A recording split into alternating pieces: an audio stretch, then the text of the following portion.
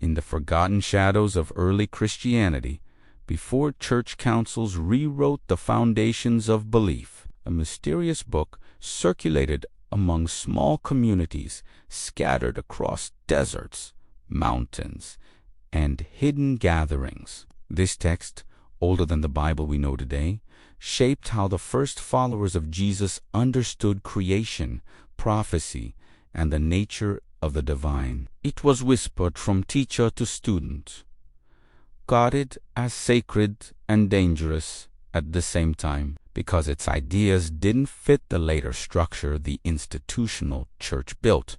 As centuries passed, the book vanished from public knowledge, erased by time, wars, and deliberate suppression. But fragments survived, buried in caves, sealed in monasteries, and carried by exiled believers who refused to let its voice die. Today, after nearly 2 millennia of silence, this ancient manuscript is resurfacing, revealing a vision of faith untouched by later revisions. And what it contains changes everything we think we know about Christianity's beginnings. The early Christians who preserved this secret book described it not merely as a text, but as a living testimony. They believed it recorded teachings passed down directly from the apostles, before schisms, politics, and translations altered the message. In their eyes, this manuscript carried the raw, unfiltered essence of the movement Jesus startada worldview that challenged the power structures of the ancient world. Unlike later scriptures, this book presented God not as distant, but as profoundly intertwined with human destiny. It portrayed spiritual beings walking among men, mysteries of creation beyond literal interpretation, and a cosmic order that redefined good and evil. And because these ideas threatened emerging religious authorities, the text slowly disappeared from official records. Yet its echoes remained preserved in oral traditions, hidden hymns, and encoded symbols that survived beneath layers of later doctrine. For centuries, church leaders debated which writings were safe for believers to read. Many ancient texts were excluded because they were too mystical, too visionary, or too uncontrollable by centralized authority. The secret book the early Christians used fell precisely into this forbidden category. It encouraged personal revelation, not institutional mediation. It taught that the divine spark within every person connected them directly to the Creator, bypassing any human hierarchy. Such teachings were radical, even dangerous, in an era when religion became a tool of empire. And so, slowly but methodically, this book was pushed into the margins, labeled heretical, suppressed, and eventually thought to be lost forever. But while the world changed and empires crumbled, the manuscript endured in hiding, waiting for the moment when humanity would be ready to hear its voice once again. The rediscovery of this ancient book began not with fanfare, but with a quiet discovery in a remote monastery. A collection of brittle parchment pages, wrapped in cloth darkened by centuries of dust, was found sealed behind a stone wall. The ink had faded, the edges were fragile, yet the words carried a power no age could erase. Scholars who first examined the text were stunned. Its language matched early forms of Aramaic and Coptic, predating the earliest established biblical canon. Even more shocking were the themes contained within teachings about the nature of Jesus, the origins of spiritual authority, and the concealed relationship between humanity and the divine. These ideas did not contradict Scripture. Rather, they illuminated forgotten depths and meanings long obscured by later editors and translators. One of the most striking revelations from this manuscript is its description of Jesus not only as a teacher, but as a guide leading humanity back to an inner knowledge they had lost. According to the text, his message focused on restoring what early Christians called the light within, a concept diminished in later theological structures. Instead of emphasizing fear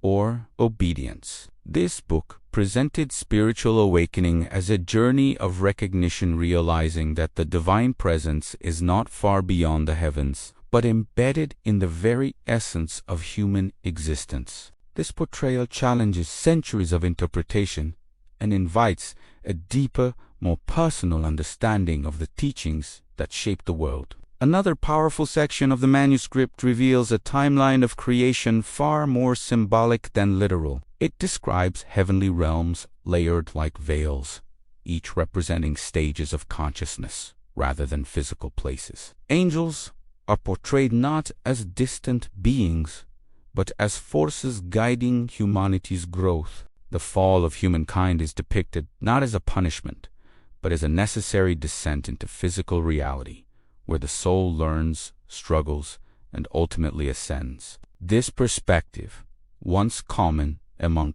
early believers, was later suppressed because it conflicted with emerging political structures built on authority, rigidity, and fear. And yet, here it is preserved in its original purity. The manuscript also contains a controversial prophecy that the true legacy of Jesus would one day be rediscovered after centuries of distortion. According to this passage, there would come an era when believers sought authenticity beyond tradition, when ancient truths buried by time would resurface. The text describes this moment as a second illumination, not a new revelation, but a returning of lost understanding. Scholars studying this passage today are astonished by its accuracy, noting how modern believers increasingly search for origins, context, and meaning beyond institutional boundaries. This prophecy seems written not for the ancient world, but for our age. Perhaps the most extraordinary part of the book is its explanation of how early Christians used it. According to ancient notes found in the margins, this text served as a guide for deep reflection, community teaching, and spiritual initiation. It offered practices to strengthen the inner life, meditations to awaken awareness, and hymns meant to align the soul with divine purpose. These practices were not mystical secrets for an elite few. They were shared among everyday believers, farmers, artisans, travelers, who lived their faith through experience, not only doctrine. This paints a picture of Christianity as a dynamic, living movement, vastly different from the structured institution that emerged centuries later. Some of the teachings challenge modern assumptions about the Bible itself. The manuscript suggests that the earliest followers of Jesus did not see the scriptures as fixed or final, but as evolving expressions of divine truth. They expected future generations to expand upon what they received, guided by the same spirit that inspired the prophets and apostles. This idea profoundly alters how we understand the formation of the biblical canon. Instead of a closed book, early Christians saw their writings as part of a continuing conversation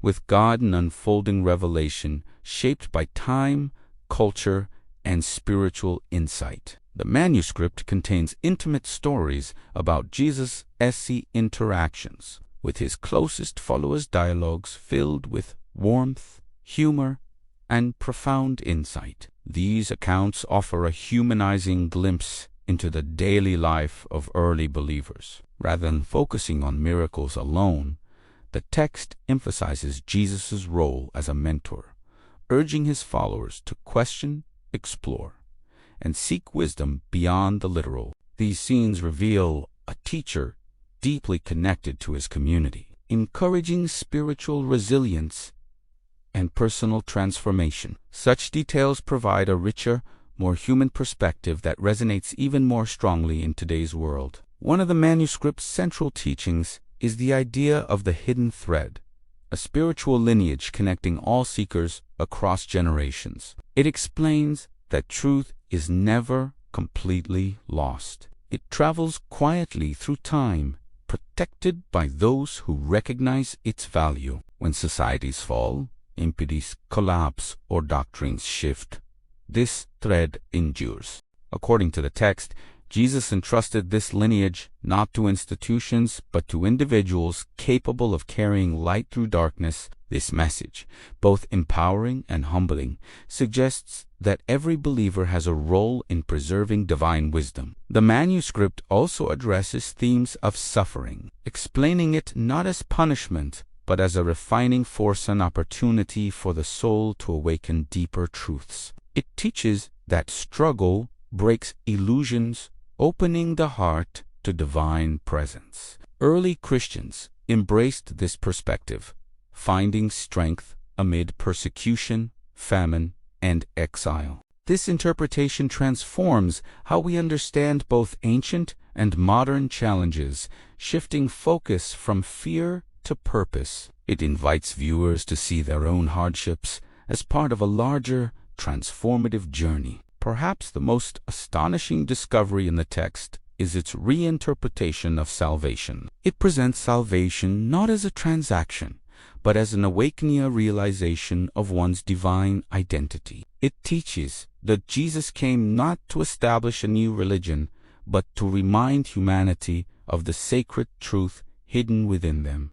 This message, preserved for centuries in secret, carries profound implications for how we understand faith, identity, and destiny. It offers a path to spiritual freedom that aligns with the earliest roots of Christianity. As scholars continue to translate and piece together the manuscript, new insights emerge almost daily. Each fragment sheds light on forgotten beliefs, ancient practices, and spiritual wisdom that predates later doctrine. The text challenges us to reconsider what we think we know about Christianity's origins. It invites us to rediscover a faith rooted not in fear or authority, but in exploration, experience, and the enduring presence of the divine. Now, as the world enters an age of spiritual questioning, the resurfacing of this ancient book feels almost prophetic. Its message speaks directly to modern hearts seeking meaning beyond tradition and answers beyond dogma. It bridges the past and the present, offering a vision of Christianity that is both ancient and timeless. Whether one believes it was hidden intentionally or preserved by fate, its return marks a turning point. And as its pages opened once more, we are invited to step into the same light that guided the earliest followers, discovering a truth that was never truly lost, only waiting to be found.